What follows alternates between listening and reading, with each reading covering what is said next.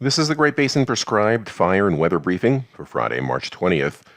Looking at our map, lots of prescribed burn projects. The ones in the south are tapering off as the record heat and dryness continues across the area. We actually see some natural fires here, small ones in the red. A bit of more of a cluster up in the Uinta Basin. Most of the project fires have shifted northwards up into the central Idaho mountains, where they've had some precipitation in the last 7 days, a quarter to half inch in some of the mountainous areas. But you can see it's bone dry south of there with near zero precipitation on the right, where you see the dark red color. And that's a microcosm of the expanding drought. This is the flash drought index for just a couple of months, and it shows severe drought conditions across much of the southern half of the geographic area and starting to creep further northwards. Also, this drought covers much of the areas further east of us that currently are in high risk and red flag warnings. Our snowpack, record low snowpack across our southern areas, closer to 30%. Even the 55% that's in northern Utah and parts of northeast Nevada still is near record low levels. Same story for the Sierra. Looking at some of the fuel conditions at ERCs, in the south, you can see that the Arizona Strip and parts of far southern Utah, the ERCs already are pushing up towards the 85th percentile, and even further north in the Uinta Basin, they've surpassed the 80th percentile, where we currently have some fire activity in that 10 to 30 acre range, so kind of a harbinger of things to come. 10-hour fuels, quite dry in the far south, getting down into the mid-single digits on the 10-hour fuels, and kind of mid to upper single digits as you head across the northern Nevada and Utah. Weather pattern, almost a summertime high-pressure ridge centered over southern Arizona, pushing up with record warm temperatures, dryness across many areas. There is a cold front further north that's going to bring some relief to northern areas and maybe some wind ahead of it. Under the high pressure, the dispersion is not good. A lot of areas in the red. We like to see areas in the white.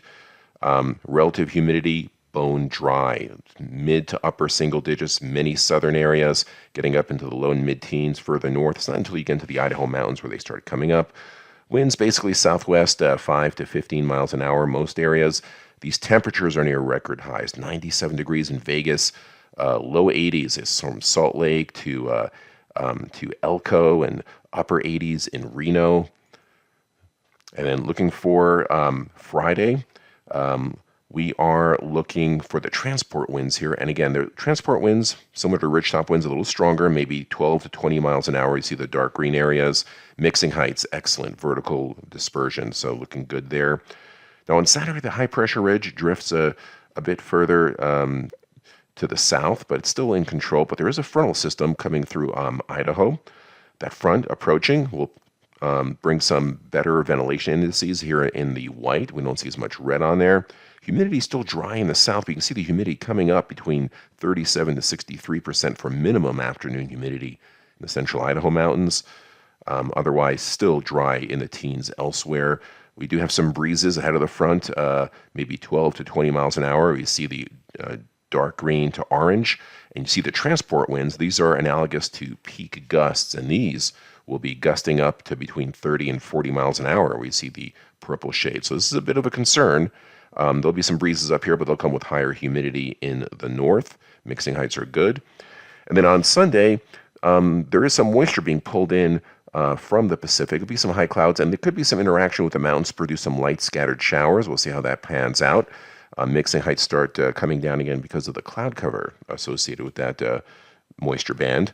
Winds, gustiest or strongest winds may be, again, 10 to 15 miles an hour in the south. Humidity still dry in the far south, coming up just a fraction in central areas, but still for this time of year, mid-teens, upper teens, still kind of dry. Transport winds a little stronger, but nothing crazy. Again, maybe 12 to 20 miles an hour up in some of our central Idaho areas, but lighter winds further back. Mixing heights, again, very good as usual this time of year, being anywhere from 4 to 7,000 feet above ground level. 3-day precipitation totals. There's a good chance of getting a quarter to a half inch in the central Idaho mountains, as well as the higher terrain of western Wyoming. But once you get further south of the Idaho border, maybe a tenth of an inch, pockets of a quarter inch, and then basically south of the main Wasatch branch, south of the Little Cottonwood Canyon, little to no precipitation as we go through the period there. And then Monday, high pressure still controlling the south, but there's some high-level moisture coming in. There'll be some clouds around, not much in the way of precipitation, but it could dim the sun a little bit. But temperature's still above normal. The high pressure rebuilds again on Tuesday. We get hot, we get dry. Still good air quality here. Another front starts to come in. We could see increasing winds. And keep in mind, each of these dry days that we're having, it's drying out the fuels. And if you look at Thursday, high pressure is in control, looks almost like today with near record heat across many areas.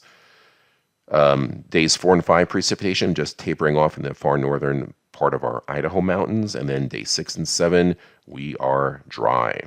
7-day totals, a lot of this comes in late Sunday into maybe midday Monday. And the 8 to 14-day outlook shows the pattern continuing, much above normal temperatures across the region, drier than normal conditions as we go into early April. This concludes our briefing. Have a great day.